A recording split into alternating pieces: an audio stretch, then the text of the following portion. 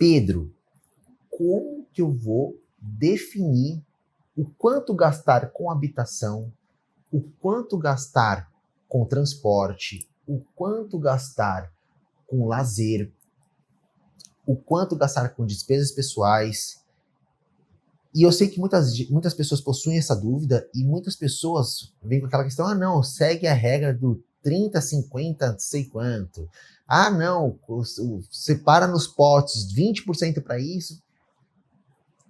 E assim, pessoal, eu não gosto de trazer uma receita de bolo para vocês, né? Eu não sou adepto dessa questão da receita de bolo, porque cada pessoa é uma pessoa, cada pessoa tem uma realidade, cada pessoa tem um desejo, cada pessoa tem um objetivo. E talvez para mim pode dar certo. 20% em habitação, 30% em transporte, 10% em lazer, não sei quantos por cento em despesas pessoais e 30% em investimentos. Nossa, para o Pedro isso dá super certo. Só que o Pedro tem uma realidade financeira, o Pedro tem um perfil de gosto diferente do seu, né? E aí fica muito difícil eu querer projetar as minhas coisas para vocês, né? Na verdade, fica impossível. Poxa, vamos supor que eu ganho 30 mil reais por mês. Eu falo, não, eu tenho 30% em habitação, 30% em carro, 30%... E aí vai você que ganha um salário mínimo querer projetar isso. A conta não vai fechar.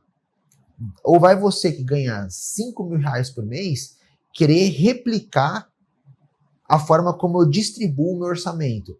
A conta não vai fechar. Ou muitas vezes você vai começar a ver e falar, nossa, eu estou gastando muito com transporte, e transporte nem é importante para mim. Ou eu estou deixando de viajar, de fazer outras coisas que eu gosto para investir muito em habitação. E habitação nem é tão importante para mim. Então eu não gosto de chegar com essa receita de bolo pronta. Eu acho que a maioria das pessoas, inclusive, tem dificuldade de cuidar do dinheiro delas, justamente porque elas estão atrás de uma receita de bolo e elas pegam uma receita de bolo de um profissional e aí elas tentam replicar essa receita de bolo para cuidar do dinheiro delas e acaba não dando certo, né? Então, qual que seria a forma ideal para a gente, de fato, montar o nosso orçamento, de fato, a gente montar o nosso padrão de consumo? E aqui vai um ponto extremamente interessante. É você entendendo e se conhecendo e sabendo o que é importante para você, né? Poxa, se para você é muito importante você ter uma boa casa, uma casa grande para você receber os seus amigos toda hora, e talvez você tenha que abrir mão de um transporte ou abrir mão de sair mais vezes no mês para poder ter esse espaço maior, porque você prefere fazer as confraternizações no seu apartamento ou na sua casa, você vai dedicar mais valor para habitação e menos valor talvez para lazer ou transporte, né? Ou viagens ou outras despesas. Às vezes, para você não faz sentido morar num apartamento gigante, com condomínio super caro. Faz sentido você morar num apartamento muito menor, que tem um condomínio baixo, e você viajar mais vezes por ano, ou você poder ter um carro melhor, que para você faz muito mais sentido. Então, eu acho que esse autoconhecimento, nessa fase de você começar a definir os valores para aquilo que é importante para você, é extremamente importante.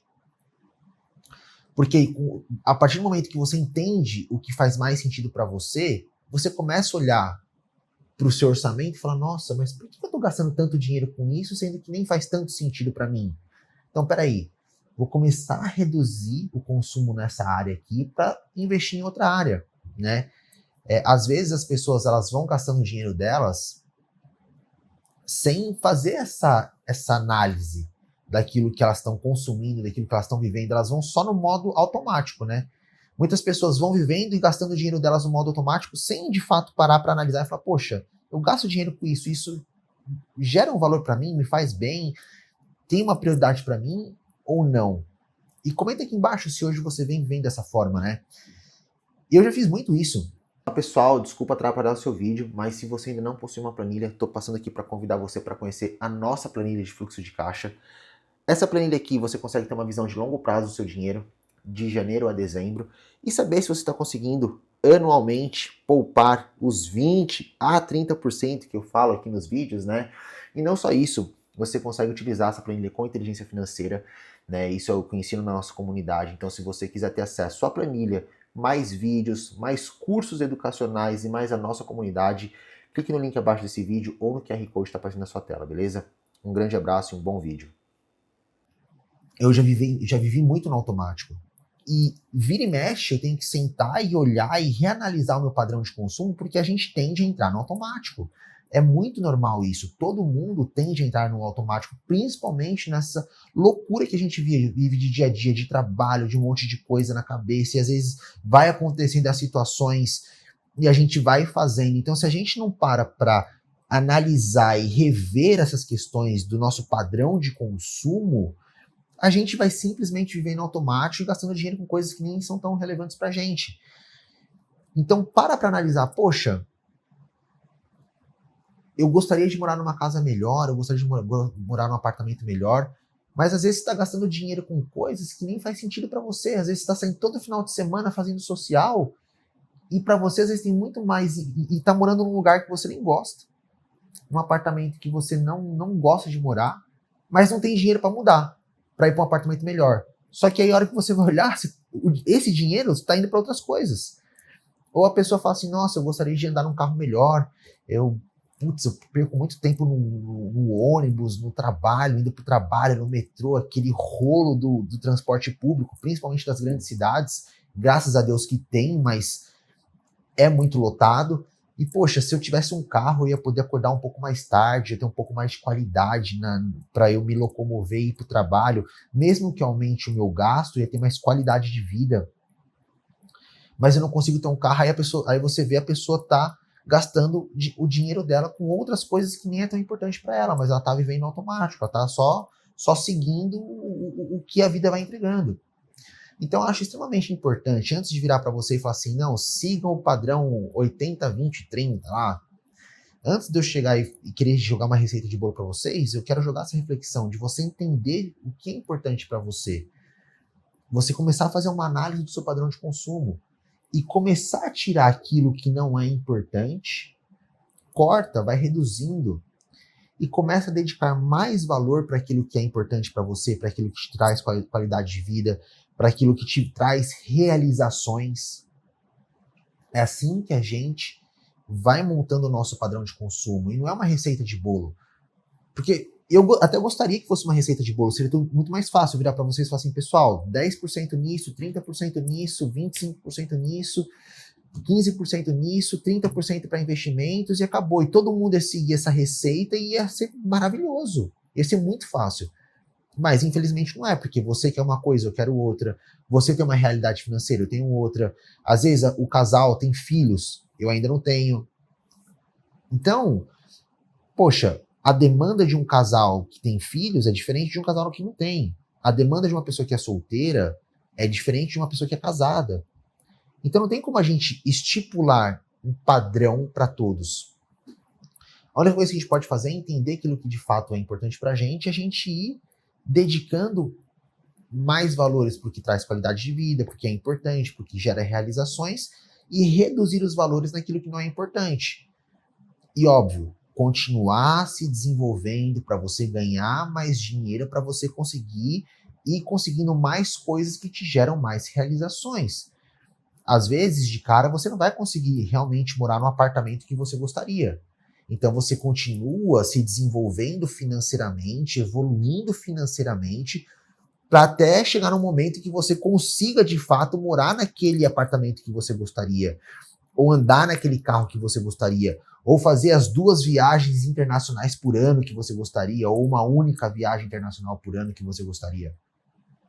Né? Mas você já está no processo de entender o que é importante para você e ir construindo esse padrão de consumo com aquilo que é importante para você, e conforme você vai ganhando mais, você for evoluindo, você vai dedicando mais valores e sempre mantendo. A única coisa que a gente tem que fazer de universal para todos é de 20 a 30% dos seus ganhos você mandar para os investimentos para você construir reservas.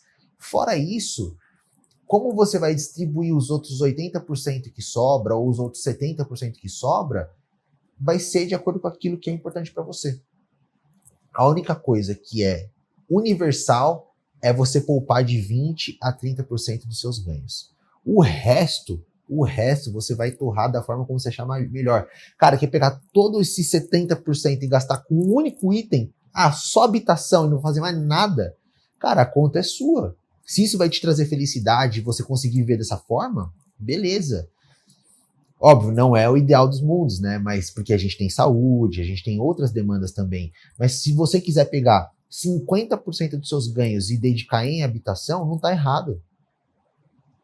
E viver com muito menos, poxa, não quero ter carro, não gasto com transporte, eu já moro num lugar muito bem localizado, eu gosto de fazer a social na minha casa, eu gosto de morar numa casa grande porque eu trabalho de casa, eu pago um condomínio mais caro porque eu não gosto de pagar clube, eu prefiro pagar um condomínio mais caro e ter um clube privativo, digamos assim, né? Tá tudo certo. É a sua necessidade. E vai ter outra pessoa que fala assim, nossa, eu acho nada a ver essa ideia dele. E tá tudo certo também, porque para aquela pessoa aquilo não é importante. Para ela talvez seja melhor ter 2 carros na garagem de 200 mil reais cada. E se ela pode manter, tá tudo certo. Então não existe uma receita de bolo a não ser você poupar de 20 a 30% dos seus ganhos para os seus investimentos. É assim que a gente vai montando o nosso padrão de consumo e conforme você for se autodesenvolvendo, isso vai ficando mais fácil. Você entendendo essas questões vai ficando mais fácil. E aí você vai jogando na sua planilha e vai fazendo os ajustes necessários no decorrer dos anos, beleza? Então é isso, pessoal. Espero que esse conteúdo tenha agregado valor para você. Comenta aqui embaixo se você já vem praticando esse autoconhecimento, se você já vem fazendo essa análise sobre o seu padrão de consumo ou se você vem gastando no automático. Eu, durante muitos anos, gastei no automático e hoje eu cheguei onde eu cheguei porque eu consegui, de fato, desenvolver esse autoconhecimento e fazer essas mudanças no meu padrão de consumo, beleza? Não deixe de deixar o seu like, compartilhar com o máximo de pessoas que você puder e se subscreva aqui no nosso canal para fortalecer e a gente poder trazer cada vez mais conteúdos de educação financeira para vocês, beleza? Um grande abraço a todos, fiquem com Deus e até o próximo vídeo. Cheers!